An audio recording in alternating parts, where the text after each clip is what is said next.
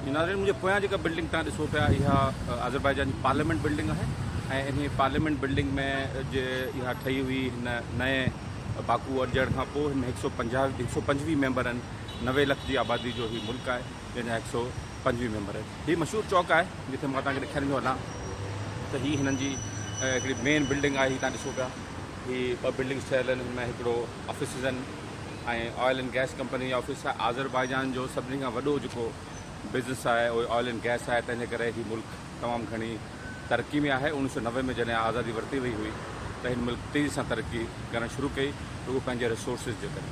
हीउ चौक आहे जिथे पोयां ॾिसो टर्किश मस्जिद हिकिड़ी ठहियलु आहे या टर्किश हिते ठाही हुई।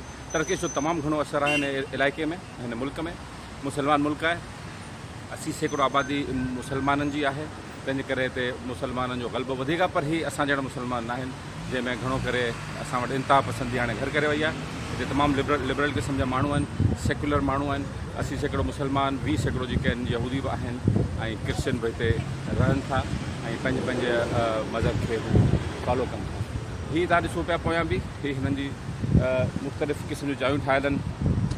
हीअ तव्हां ॾिसो हुन सां गॾोगॾु मस्जिद सां गॾोगॾु हिकिड़ो हुननि ठाहियो आहे टर्की जी तरफ़ां मोनूमेंट टाइप, जंहिंमें हू ॿुधाईंदा आहिनि त हुननि यादि ॾियारींदा आहिनि त कीअं टर्किश जेको आहे पहिरियों भेरो मदद कई हुई। पहिरीं जेका आज़ादी जी जंग हुई अज़रबैजान जी, जंहिंमें टर्किश हिननि जी मदद कई हुई, उन्हनि जी यादि में इहो हिते मोनूमेंट ठाहियो वियो आहे।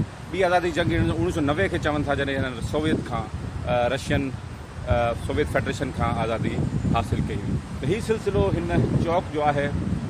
अगेन वरी तव्हांखे ॾेखारियां, तमामु ख़ूबसूरत इलाइक़ो आहे, बहितरीनु मेंटेन कयल आहे, हिन जा पार्क्स बहितरीनु मेंटेन कयल आहिनि, हिननि जा इलाइक़ा बहितरीनु मेंटेन कयल आहिनि। हीअ तव्हां ॾिसो हिन चौक ते मां बीठो आहियां मशहूरु, ऐं हिन मां तव्हांखे हाणे ॾेखारियां थो हिन जो फ्लैग जेको आहे फ्लैग आहे ऐं हुते यादगिरी मोनूमेंट आहे जेको ॿाहिरि जंहिंमें ॿरंदी रहे थी। हीअ हुननि जो इलाइक़ो आहे। त हिन चौक खां हाणे तव्हांखे वरी वधीक ॿिए इलाइक़े में वेंदासीं, तव्हांखे बाकू जूं ॿी इंफॉर्मेशन तव्हांखे ॾींदासीं।